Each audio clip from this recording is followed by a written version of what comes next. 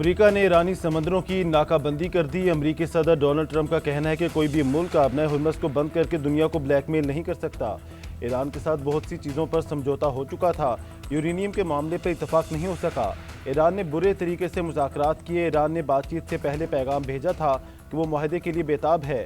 ایران کسی صورت ایٹمی ہتھیار نہیں رکھ سکتا، افزودہ یورینیم کو کسی نہ کسی طرح حاصل کر لیں گے۔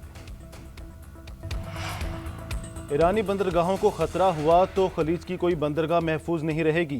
ایرانی فوجی ترجمان کی وارننگ، کہتے ہیں خلیجی بندرگاہیں یا تو سب کے لیے ہوں گی یا کسی کے لیے نہیں۔ بین الاقوامی پانیوں میں جہازوں پر امریکی پابندیاں غیر قانونی ہیں اور بحری قزاقی کے مترادف ہے۔ امریکی دھمکیوں کے بعد ایران آبن ہرمز پر کنٹرول کے لیے ایک مستقل نظام نافذ کرے گا۔ کسی بھی جہاز کے گزرنے کی اجازت ہمارے ہاتھ میں ہے۔ مزاحمتی محاذ طاقتور ہے، دشمن کو بغیر کسی کامیابی کے خطے سے نکلنے پر مجبور کریں گے۔ پاکستان کی کاوشوں سے امریکہ اور ایران میں سیز فائر ابھی تک قائم ہے۔ دونوں ممالک کے درمیان اٹکے ہوئے معاملات حل کرانے کی کوششیں جاری ہیں۔ وزیر اعظم شہباز شریف کا وفاقی کابینہ کے اجلاس سے خطاب، کہا ہم نے 47 سال بعد امریکہ اور ایران کے درمیان براہ راست مذاکرات کرائے، ایسی عزت تاریخ میں کسی کو ملتی ہے۔ فیلڈ مارشل سید عاصم منیر، امن مذاکرات کے لیے راتوں کو جاگے، ان کی فہم و فراست سے سیز فائر ممکن ہوا۔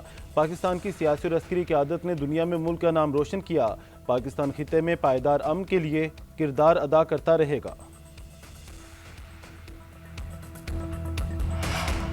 وزیر اعظم شہباز شریف سے کینیڈا اور جاپان کے وزیر اعظم کے رابطے۔ کینیڈین وزیر اعظم مارک کارنی نے امن کوششوں پر مبارکباد پیش کی، جن کی بدولت عارضی جنگ بندی ممکن ہوئی۔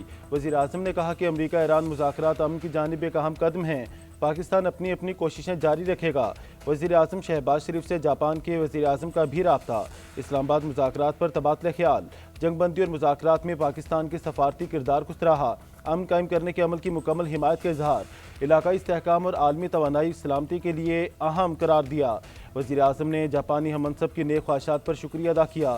پاکستان اور جاپان کے درمیان دو طرفہ تعاون کو مزید مضبوط بنانے کی خواہش کا اظہار، دونوں رہنماؤں کا قریبی رابطے جاری رکھنے پر اتفاق۔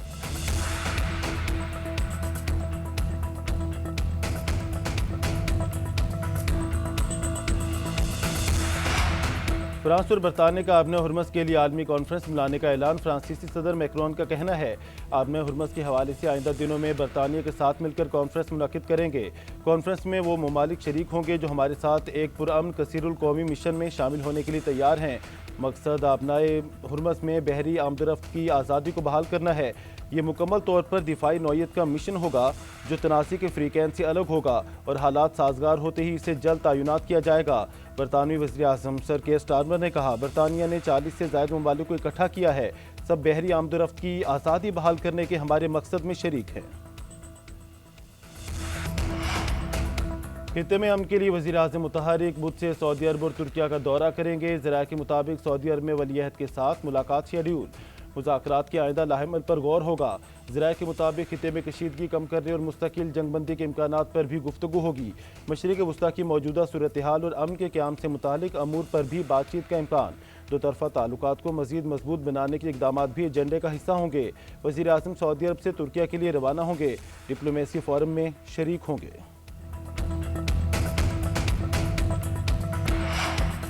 ٹرمپ کے ساتھ بحث میں نہیں پڑنا چاہتا، ان کی تنقید کے باوجود جنگ کے خلاف آواز اٹھاتا رہوں گا۔ کیتھولک مسیحیوں کے روحانی پیشوا پوپ لیو کا ٹرمپ کی تنقید پر رد عمل، کہتے ہیں کھل کر جنگ کے خلاف بولتا رہوں گا، مسائل کے حل کے لیے مکالمے اور تعلقات کے فروغ کی کوششیں جاری رکھوں گا۔ دنیا بھر میں لوگ تکلیف میں ہیں، بے گناہ افراد مارے جا رہے ہیں، ضروری ہے کہ کوئی کھڑا ہو کر کہے مسائل کا بہتر حل بھی ممکن ہے، لوگ امن اور مفاہمت کے پل بنانے کی کوشش کریں، جس حد تک ممکن ہو جنگ سے بچنے کی راہ اختیار کریں۔ ادھر ایرانی صدر مسعود پزشکیان کا پوپ لیو کے ساتھ اظہار یکجہتی، سوشل میڈیا بیان میں کہا ایران کی جانب سے پوپ لیو کی شان میں گستاخی کی مذمت کرتا ہوں۔ کراچی میں ہیوی ٹریفک سے اموات تھم نہ سکی، ناظم آباد 1 نمبر میں آئل ٹینکر کی موٹر سائیکل کو ٹکر، 2 بہنیں جان سے گئیں، بھائی زخمی، لاشیں اور زخمی اسپتال منتقل، پولیس نے ڈرائیور کو ٹینکر سمیت حراست میں لے لیا۔